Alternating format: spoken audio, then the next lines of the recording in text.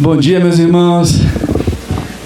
Eu acho que vocês devem estar percebendo que hoje a igreja está um pouco vazia, né, do que o normal, né? Aí eu quero explicar para vocês o motivo. Hoje, esse final de semana, o grupo de universitários da igreja, eles decidiram fazer um evento em Teresópolis. Inclusive o Anderson está lá com eles, né? Então tem alguns irmãos com eles lá. E o grupo de universitários, por isso que está diminuído aqui. Alguns universitários acabaram ficando por aqui, mas a maioria deles está lá. E também o Marcos Sérgio foi com um grupo para Silva Jardim, a igreja de Silva Jardim. E aí eles estão apoiando a igreja lá, está tendo culto lá. Então, por causa dessas coisas, a igreja está um pouquinho vazia. Mas, de certa forma, está cheia, porque a igreja está aqui e está dividida, né? Está lá em Teresópolis, está lá em Silva Jardim. Então é ótimo ver que o evangelho está se espalhando, né? Eu queria, antes de começar o sermão, fazer um aviso.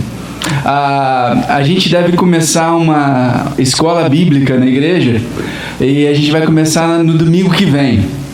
E a gente vai falar sobre as doutrinas calvinistas, né? Então eu queria encorajar você a participar no dia 20, tá? Domingo, às 9 horas, né? Às 8h45, vai ser aqui nesse local. Então eu queria convidar você a participar, vai ser muito especial. Tá ok? Eu queria fazer uma oração com todos. Deus eterno, Pai, quero entrar na Tua presença por meio de Cristo, Seu Filho, e Te louvar e te engrandecer e reconhecer a Tua grandeza, a Tua justiça, a Tua misericórdia, o Seu amor pelas nossas vidas, Pai. Hoje eu quero poder compartilhar sobre uma característica do Senhor que é Tua desde a eternidade, antes da criação do mundo.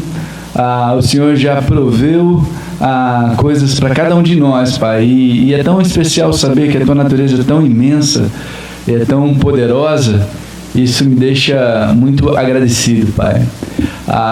Queria aproveitar e orar ao Senhor pelas pessoas que têm passado por momentos difíceis, Pai, na área de saúde, Pai. Queria lembrar do meu pai aqui na igreja também. Meu pai sofreu um atropelamento, ele já está bem, mas queria orar pela recuperação plena dele, Pai. E oro por cada um dos irmãos que tem passado por momentos de dificuldade na área da saúde, seja física ou seja emocional, Pai. Que o Senhor cuide, Pai, da recuperação dessas pessoas, Pai, e possa usar também nossos irmãos para encorajá-los, Deus. Oro para que a mensagem dessa manhã, Pai, possa ser usada pelo Senhor. Desculpa, Deus, que a mensagem dessa manhã seja usada pelo Senhor, porque o Senhor pode todas as coisas.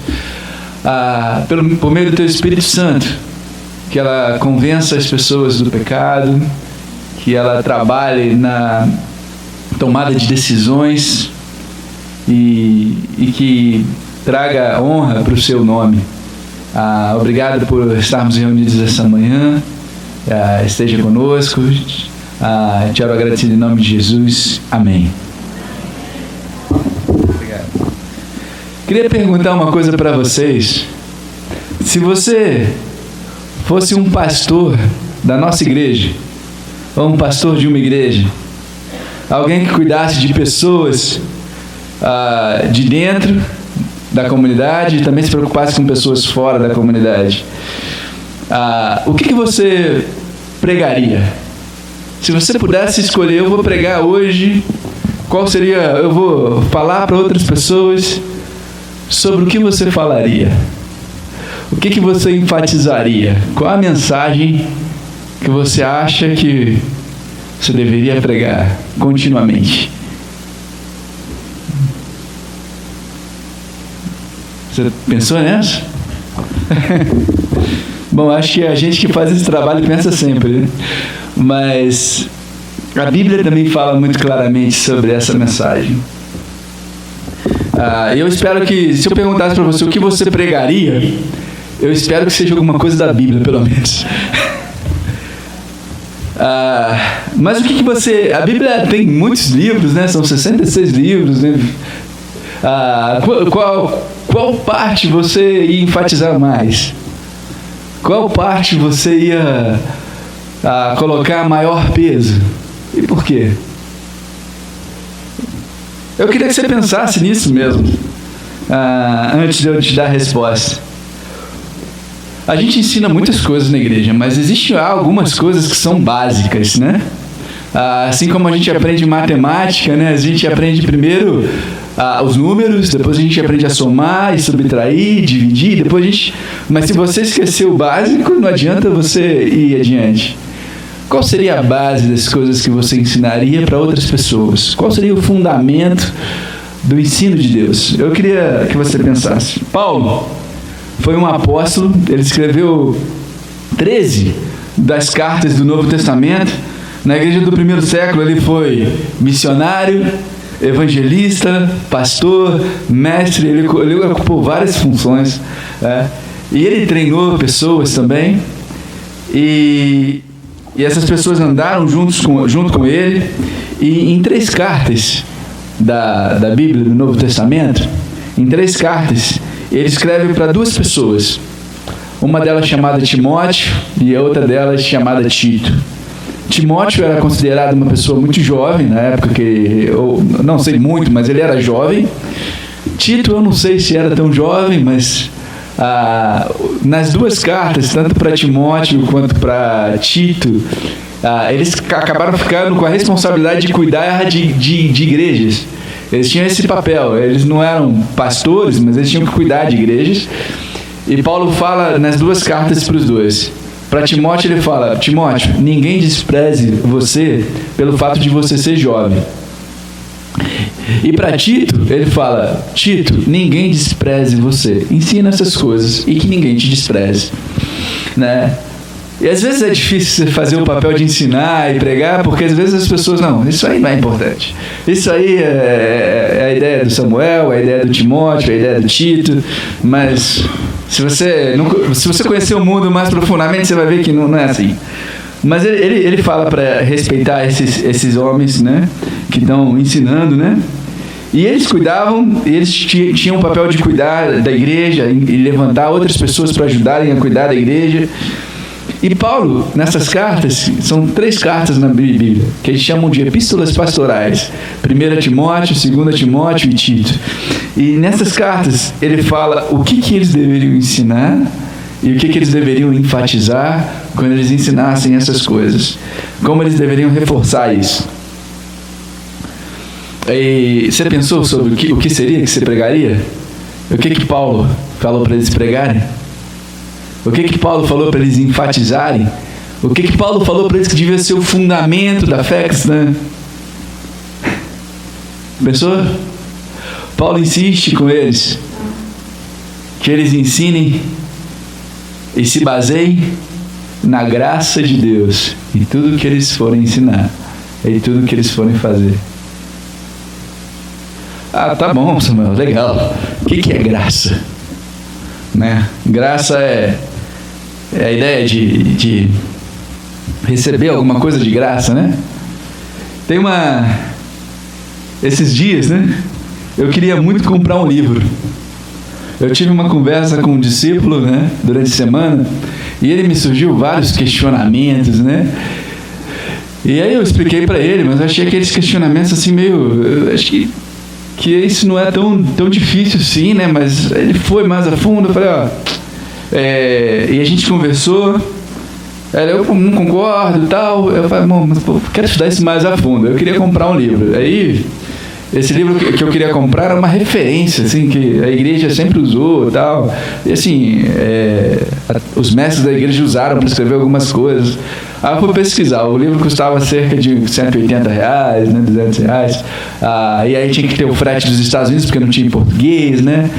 E falando a verdade, eu estava super apertado, não tinha dinheiro para comprar o livro.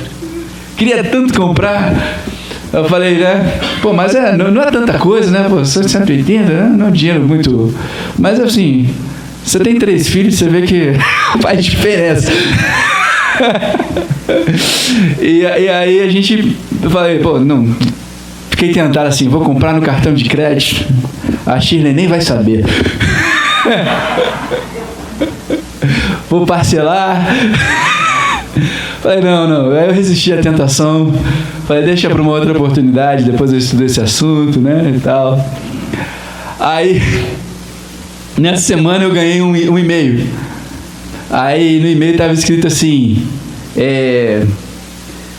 obrigado por ser pastor, porque eu tinha me inscrito numa plataforma de ensino online, né, de biblioteca online. Aí estava assim, obrigado por ser pastor. Aí eles citaram uma escritura aí embaixo. As pessoas que são pastores são dignas de dupla honra ou duplo honorário, né? Especialmente aqueles que trabalham arduamente no ensino e na pregação. Aí, pô, que legal, né? Aí eles me deram um valor em dólar para comprar o livro que eu quisesse. E mais outros 7 coisas que eles me deram lá. E aí eu comprei o livro que eu queria, em formato digital, não esperei nem chegar, porque eu já comecei a ir com recursos que você tem, na plataforma você tem os recursos de inteligência, você procura uma coisa, ele já vai em outra, associa uma coisa na outra. Aí eu consegui comprar o livro de graça, né? De graça, né? Eu comprei de graça. E comprar de graça. E ainda peguei mais um livro, aí eles me deram outras coisas lá, né, e tal, mas eu fiquei super feliz, assim, né, caramba, que legal. Vou até fazer o comercial deles, o nome do programa é Logos. Mas então, eu fiquei super feliz, né? Por que eu contei essa história para vocês? Porque ela fala um pouco sobre graça, né? Graça, a ideia de graça é quando você recebe uma coisa muito boa que você não merece. E geralmente, quando você está numa situação difícil e necessitada. E eu contei essa história, mas eu sei que cada um de vocês pode contar uma história sobre experimentar a graça. Tem uma dívida que foi cancelada. Você devia, né? Uma vez eu joguei bolinha de gude, que eu era criança, com um rapaz que era pai de um amigo meu. E aí a gente jogou valendo 1000 bolas de gude. Eu nem tinha 1000 bolas de gude. Aí eu ganhei uma, aí ele falou, agora vamos valer 15.000 bolas de gude. Falei, tá bom, vou ganhar outra. Aí ele acertou a minha bola de gude, estava distante pra caramba, ele acertou. Aí eu falei, meu Deus, e agora? Não tenho como pagar. E aí eu falei, vamos jogar outra. Aí ele falou, não quero jogar mais não. Eu fiquei com vergonha de falar para os meus pais que eu tinha que comprar bola de gude para pagar para ele. Aí a esposa dele foi na minha casa e falou, ó, não precisa pagar as bolas de gude pro meu marido, não. Eu fiquei tão aliviado. Né? Tem algumas dívidas que você só consegue pagar se for graça, né? Tem uma história em Mateus 18 que o rapaz devia 10.000 talentos, que equivaleria a alguns milhões ou bilhões de reais. E aí ele se ajoelha diante da pessoa e fala, por favor, perdoa minha dívida, eu vou pagar cada centavo. Aí o cara, não, eu vou perdoar. Você nunca ia, mesmo que você vivesse 10 vezes, você nunca ia pagar, né? Mas tem dívidas que a gente só paga com graça. Ou às vezes é uma prova que você faz, né? Você tinha aquela prova, você tinha que tirar aquela, e você não consegue tirar aquela nota. A professora falou, não, toma isso aqui, passa. Não sei se você já passou por isso, né? Ou alguém a quem você feriu, alguém que você feriu gravemente, né, emocionalmente, e aquela pessoa te perdoa. É uma sensação assim, que está quebrando a coisa, sente uma leveza.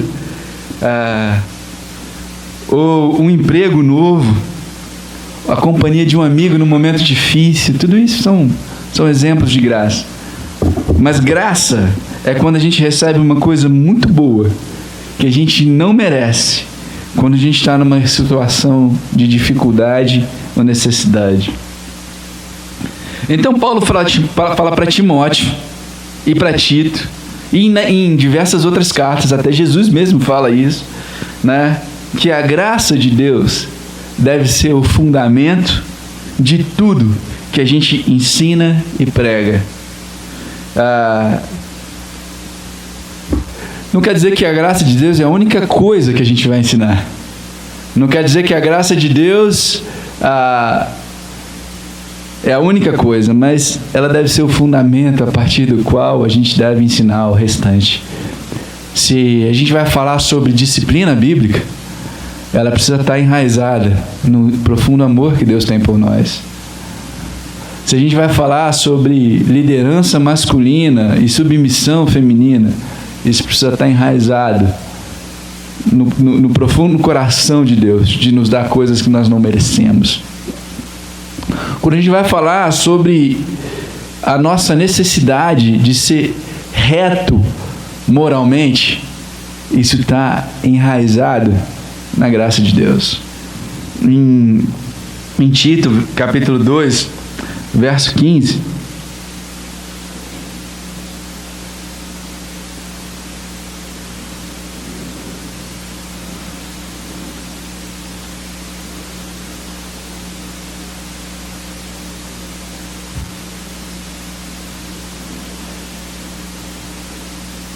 a gente vai ler a escritura do 11 ao 14 do Tito 2 e vai trabalhar um pouco nela hoje. Mas no versículo 15, essa escritura fala sobre graça, e no versículo 15 ele fala assim: ensine essas coisas, use toda a sua autoridade para animar e também para repreender os seus ouvintes, e que ninguém despreze você. Logo no 3 também, no capítulo 3, logo aí talvez na mesma página, no versículo 8, só seguir um pouco à frente, ele fala: esse ensinamento é verdadeiro. Eu quero que você, Tito, insista nesses assuntos, para que os que creem em Deus se interessem em usar o seu tempo fazendo bem. Isso é bom e útil para todos. Ele fala para Tito que ele quer que ele insista no ensino dessas coisas. Ele fala para Tito que ele deve ensinar essas coisas. A base, o fundamento da doutrina cristã está na bondade de Deus, na graça dele. E a gente vai ler hoje esse trecho das Escrituras, Tito 2, do 11 ao 14. No início do capítulo 2, Paulo fala para Tito, né, a gente está no livro de Tito, na minha Bíblia eles colocaram um subtítulo: A Doutrina Verdadeira, em cima do capítulo 2. Algumas traduções trazem a doutrina saudável, ou a sã doutrina, que é a doutrina que faz a igreja ficar sadia, né? E no capítulo 2 de Tito, logo no início, ele fala: mas você, Tito, ensine o que está de acordo com a doutrina verdadeira. Ensine o que está de acordo com a doutrina verdadeira, ou sã doutrina. Dê direções. E aí Paulo começa a explicar para vários grupos de pessoas. Os homens mais velhos, você ensina eles a fazerem assim. As mulheres mais novas, ensina elas isso aqui. As pessoas que trabalham, ensina elas a serem desse jeito. Tito 2. Tito 2, no versículo 1. Tá bom. Então, Paulo fala para Tito ensinar coisas para eles específicas, né? Ele fala: ensine coisas que estão de acordo com a sã doutrina, e ensine isso aqui para tal grupo, isso aqui para tal grupo, isso aqui para tal grupo. Qual é a ideia? Não sei se você já viu aqueles brinquedinhos de criança, que eles têm umas formas, é uma casinha, aí tem umas formas geométricas em cima, e você tem que encaixar as pecinhas nas formas geométricas, né? Então, o triângulo você tem que encaixar no triângulo, o quadrado está ali, aí você vai ensinando as formas geométricas para as crianças lá, né? A ideia de Paulo aqui, quando ele fala isso, não é dar direções assim tão firmes em algumas coisas. É claro que essas direções são para ser seguidas, mas a ideia é: o que se encaixa com a doutrina da graça de Deus? Alguém que entende a bondade de Deus, como deveria viver? Então, uma mulher mais nova, que entende a graça de Deus, deveria viver assim. Um homem mais velho, que entende a graça de Deus, deveria viver assim. Um universitário deveria viver assim. Alguém que trabalha na área tal deveria viver assim. E ele fala, isso é porque são coisas que estão de acordo com a doutrina verdadeira, ou a sã doutrina, que eu creio que é a doutrina da graça de Deus. É o ensinamento de que Deus é um Deus amoroso e bondoso. A ideia que ele quis transmitir é que existem coisas que estão de acordo com a doutrina verdadeira, que se baseiam na graça. E o que ele não quis dizer é que essas coisas são as únicas coisas, mas que podem existir outras coisas de acordo com a nossa cultura, com a nossa atualidade. A gente pode aplicar isso para nós hoje em dia. Mas a ideia de estar de acordo com a graça de Deus é a base e o fundamento da vida cristã. Eu queria ler com vocês Tito, capítulo 2, do 11 ao 14.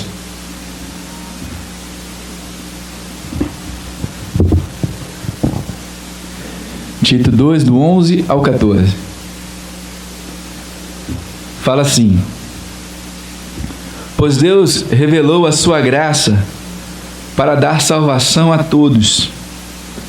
Essa graça nos ensina a abandonarmos a descrença e as paixões mundanas e a vivermos neste mundo uma vida prudente, correta e dedicada a Deus, enquanto ficamos esperando o dia feliz em que aparecerá a glória do nosso grande Deus e Salvador, Jesus Cristo. Foi Ele quem se deu a si mesmo por nós, a fim de nos livrar de toda maldade e de nos purificar, fazendo de nós um povo que pertence somente a Ele e que se dedica a fazer o bem. Amém. A Bíblia aqui fala que a graça de Deus foi revelada, que Deus revelou a sua graça para dar salvação a todos. E uma coisa que eu acho que é interessante, que alguma coisa revelada deve ser porque antes não estava sendo vista, né? Se Ele revelou, é porque antes não era visível. Não quer dizer que não existia, não quer dizer que não estava agindo, mas que ela não era clara visivelmente a todos. Mas essa graça, ela foi revelada. Ela apareceu, né? E quando ela apareceu, ela trouxe salvação para todas as pessoas. É engraçado que essa palavra, que a graça foi revelada, essa palavra revelou, né? Ela tem uma associação aqui no versículo 13, que com o dia feliz em que aparecerá a glória de Jesus. E no meu entendimento, a graça revelada é a vida de Cristo e a morte dele na cruz. E Jesus veio 2 vezes. Então a graça foi revelada e apareceu a nós e trouxe salvação a todos os homens, e alguns homens que creram e ficaram firmes nessa fé, nessa graça, né? São aqueles que aguardam ansiosamente o novo aparecimento de Jesus numa segunda vinda, mostrando toda a glória de Deus. E eu queria ler com vocês, deixa essa escritura em Tito aberta, mas em 2 Timóteo 1, 9 e 10, é só um pouquinho antes, né? O livro anterior a Tito é 2 Timóteo.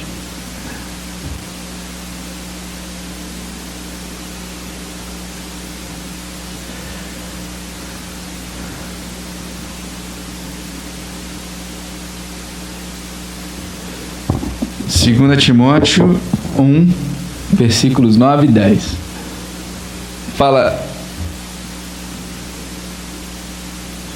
Esperar as Bíblias pararem de fazer o barulho aí, eu leio. 2 Timóteo 1, versículo 9 e 10. Fala assim: Deus nos salvou e nos chamou para sermos seu povo. Não foi por causa do que temos feito, mas porque este era o seu plano, e por causa da sua graça, Ele nos deu essa graça por meio de Cristo Jesus, antes da criação do mundo. Essa escritura, assim, ela tem muita associação com a que a gente acabou de ler em Tito. E ela fala que a graça, Deus nos deu essa graça por meio de Cristo. E no início ele fala que Ele nos salvou e nos chamou para sermos seu povo, não por causa do que temos feito, mas porque era plano dele e por causa da graça dele.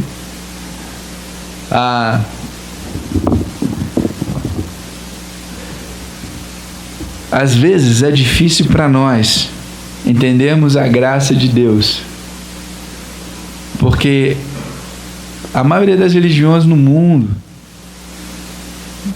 falam que você só pode fazer parte desse grupo seleto depois que você transformar a sua vida. Você precisa ter uma transformação, né? E você tem que cumprir essa, aquela e aquela ordem. Aquele e aquele. A Bíblia tem vários mandamentos. A Bíblia tem várias coisas que nos dizem que nós devemos fazer. Mas a ordem da Bíblia é um pouco diferente.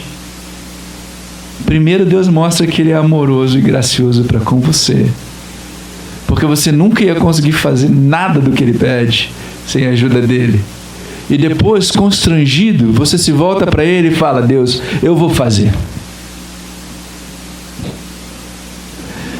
A maioria das pessoas que se dizem até cristãs, elas têm uma ideia muito errada de como é a vida cristã.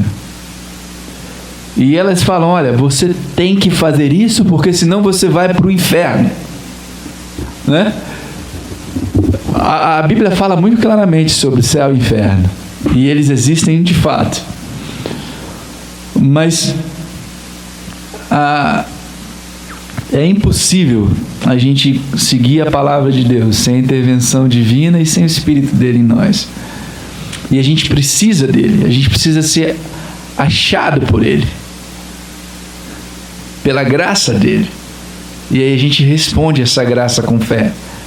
Mas se você não enxerga a graça de Deus, você não vai, a sua salvação nunca vai ser conquistada por nada que você possa ter feito ou por nada que você vá fazer. É impossível qualquer pessoa conquistar a sua salvação por meio de coisas feitas, de ações.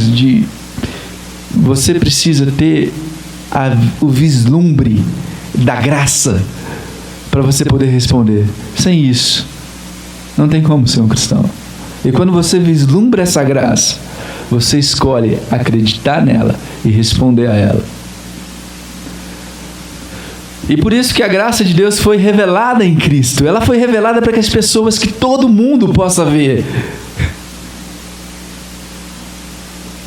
a obra maravilhosa que Deus fez por todos nós. E uma coisa que fala nessa passagem de Timóteo é que a graça de Deus foi dada para nós antes do mundo ter sido criado. Isso fala no versículo 10. Ele nos deu essa graça por meio de Cristo Jesus antes da criação do mundo. Então, Deus já tem em essência o espírito de dar coisas que nós não merecemos. Antes do mundo ter existido, Ele já tinha provido a solução de qualquer erro que a gente pudesse vir a cometer. Só que nenhum de nós conseguia enxergar, até que Cristo veio e revelou a todos nós. Então, essa graça foi revelada. Ela sempre esteve ativa e sempre nos chamou, e ela nos foi dada antes de qualquer coisa existir.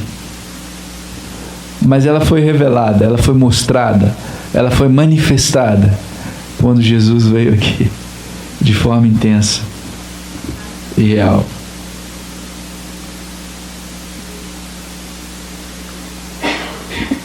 Em Tito 3, um pouquinho voltando lá, próximo do que a gente estava, do 4 ao 7,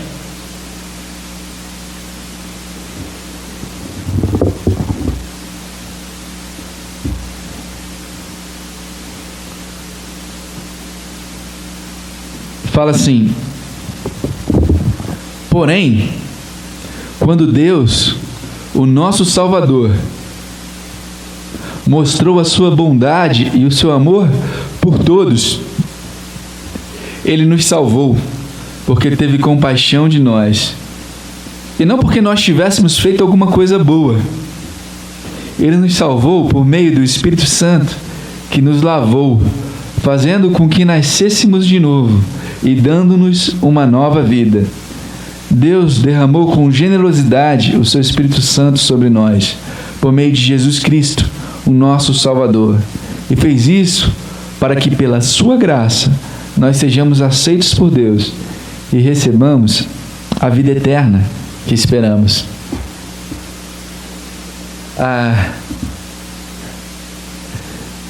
Quando foi que Deus mostrou a sua bondade e o seu amor por todos? Foi nesse momento em que Ele nos salvou e teve compaixão de nós. E Ele teve compaixão de nós não por nenhuma coisa que a gente tenha feito, ou por nenhuma coisa que a gente vai fazer. Ele demonstrou o amor dele por nós porque Ele é assim. É uma característica de Deus. Agora, é verdade que algumas pessoas não aceitam a graça. Algumas pessoas não aceitam a bondade de Deus. E muitas pessoas querem salvar a si mesmo pelas coisas que fazem.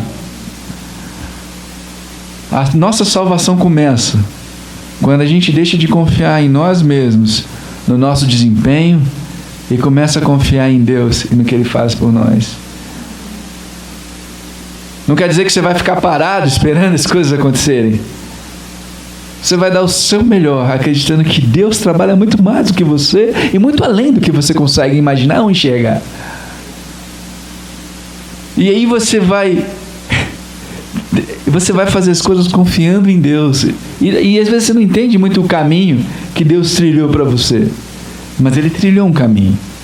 O plano de te dar a graça foi antes de criar o mundo. Você acha que Ele não consegue lidar com algumas questões? Foi na eternidade. Você acha que Ele não consegue lidar com algumas questões que demoram alguns anos? Que sejam algumas décadas? Deus é eterno e a sabedoria dele vai muito além do que a gente consegue entender.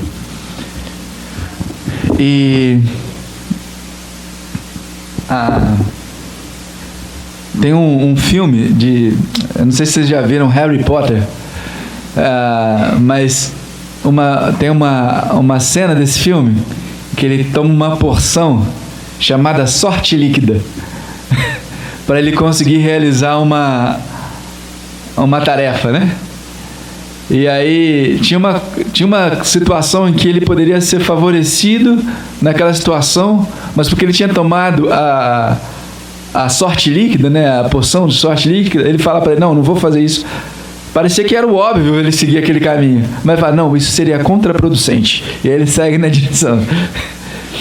E aí ele consegue o objetivo dele. Mas eu falei dessa porção por quê? Porque Deus, às vezes, a gente segue um caminho que parece não ser o caminho ideal para a gente alcançar os objetivos. Mas Deus sabe o caminho que Ele tem colocado para nós. E Ele vai nos fazer chegar ao fim. Talvez Ele precise mudar a gente, porque talvez até os nossos objetivos não estão alinhados com os dele. Mas sem dúvida, Ele vai nos levar até o fim em um bom lugar. Melhor do que o que a gente pode pensar ou imaginar. Então, a graça de Deus foi revelada e mostrou ela foi demonstrada. A salvação foi planejada antes da criação do mundo. E nossas boas ações não podem nos salvar, mas Deus, em sua bondade, permitiu que essa graça aparecesse em Jesus Cristo. E essa graça é o que tem nos salvado. A Bíblia fala que a graça de Deus foi manifestada, se apareceu para todos os homens. E Timóteo, né? Primeiro, você não precisa ir lá, mas Timóteo fala que Deus deseja que todos os homens sejam salvos. Eu não acredito que a mensagem da cruz, que o sacrifício de Jesus, ele é limitado. Porque tem pessoas que acreditam que Jesus só morreu para alguns, que isso era só para algumas pessoas. Eu creio que, ainda que Deus seja soberano, e isso é uma questão um pouco complexa demais para a gente falar aqui, mas ainda que Deus seja soberano, e Ele realmente decide as coisas, Deus nunca tirou a nossa escolha de escolhermos acreditar nele ou não. Então, o sacrifício de Jesus é para todos, mas nem todos colocam a sua fé naquele sacrifício. E o triste não é que eles não colocam a fé só naquele sacrifício, que muitos deles, às vezes, são aqueles que estão dentro das igrejas e leem a Bíblia e colocam a sua confiança naquilo que eles fazem e não no que Jesus fez por eles. Essa é a parte mais triste da história. Tem pastores que vão viver assim, tem líderes espirituais que vão viver assim, porque não conseguem perder o controle da sua vida e colocar o controle nas mãos de Deus. A verdadeira fé te causa uma grande segurança em Deus, mas é insegura na vida.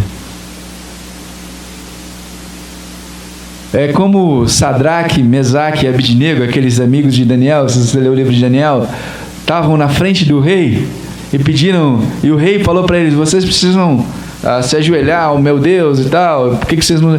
Não vou fazer isso. Então vamos ver se o Deus de vocês é capaz de salvar vocês. E aí eles falaram: o nosso Deus é capaz de nos salvar, sim, dessa fornalha que você quer colocar a gente lá. Mas ainda que Ele não nos salve, é a vontade dEle, Ele que sabe. Eu confio nele e não em nenhum outro Deus, em nenhuma outra idolatria. Eu confio no Deus dos céus e da terra. E aí eles vão para a fornalha e Deus livra eles, mas o ponto que eu queria falar para vocês é que eles confiaram a vida deles não nas situações em que eles estariam seguros, mas eles confiaram simplesmente no Deus deles, na fidelidade ao Deus deles. O Deus deles mas poderia não recompensar, mas ainda assim Ele não ia deixar de ser Deus. E quem entende a eternidade sabe que, ainda que muitas pessoas possam perder muitas coisas nessa vida, existem muitas coisas mais valiosas que vale a pena sacrificar.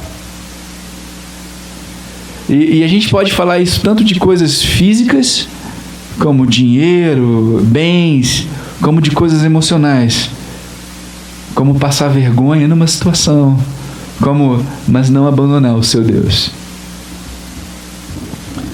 Bom, a graça de Deus nos ensina a ter confiança naquilo que Deus revelou para a gente. E um último ponto que eu queria fazer aqui nessa escritura é que muita gente não gosta que se fale na igreja. É verdade, as pessoas não gostam que se fale, muita gente não gosta que se fale da graça de Deus, porque elas têm medo. Se a gente falar da graça de Deus para a igreja, os irmãos vão ficar molengas, eles não vão mais fazer as coisas que deveriam fazer, aí a igreja vai ficar ruim, né? E tem gente que fala: não, você não tem que pregar a graça de Deus, não, porque a gente precisa pregar as ordens, né, os mandamentos, né? E eu não sou contra pregar mandamento, mas o fundamento do mandamento é o amor de Deus. Se você não entende isso, o mandamento é vazio. E tem muita gente que obedece ao mandamento e o seu coração está distante de Deus. Estranho isso, né? Mas é verdade. Então, Deus está muito mais preocupado com onde nosso coração está do que com o que nós fazemos. A sua confiança está realmente em Deus, mas as pessoas têm medo de pregar sobre a graça. Mas existe uma verdade nessa escritura que eu acho maravilhosa. A graça de Deus treina você, ensina você. E você diz não para as paixões mundanas. Você diz não para as maldades.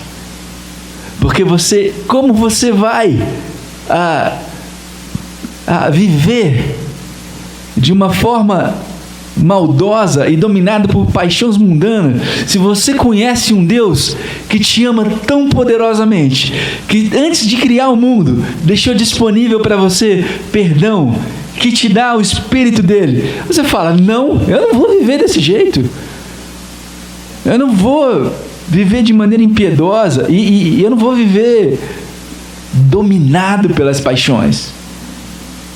E aí ele fala, essa graça nos ensina a abandonar a descrença e as paixões mundanas e a vivermos nesse mundo uma vida prudente, correta e dedicada a Deus.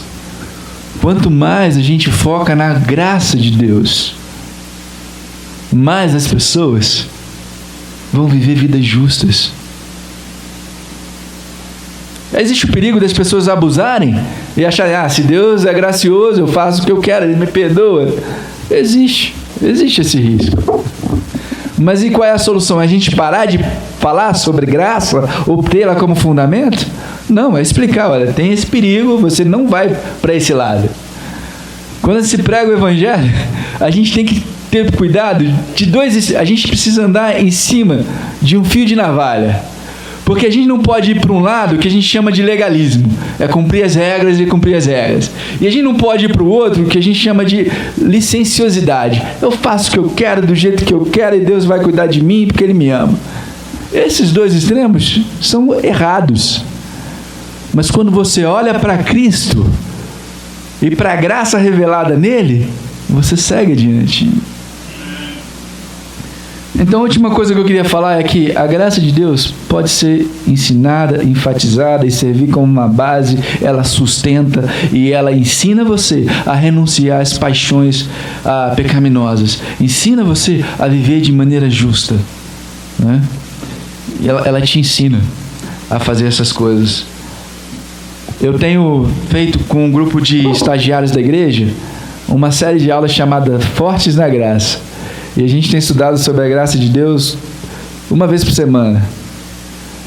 E tem sido tão especial algumas mudanças que a gente tem visto no nosso coração. Antes, aí a gente vem conversando antes, eu tinha dificuldade, né, de evangelizar com foco, né? Sempre me preocupar de ficar culpado se eu evangelizei muito ou pouco, né? E agora eu evangelizo porque eu me sinto feliz de anunciar a bondade de Deus. A gente mudou a concepção. E a gente precisa rever nossos conceitos de cada coisa que a gente faz hoje. Se a gente tem a motivação da graça de Deus, ou se a gente anda culpado, pesado, preocupado, quando a gente tinha que estar com os olhos fixos em Jesus. Então eu queria dizer, irmãos, terminar dizendo que a graça de Deus é maravilhosa e que ela se manifestou salvadora a todas as pessoas. E ela nos ensina a dizer não às paixões pecaminosas e a viver de maneira justa e dedicada a Deus nesse mundo, enquanto a gente aguarda o retorno dele. Eu queria que todos nós pudéssemos se empenhar em ter essas coisas como base e ensinar essas coisas para as outras pessoas. Isso que eu queria compartilhar com vocês esta manhã. Queria terminar orando mais uma vez.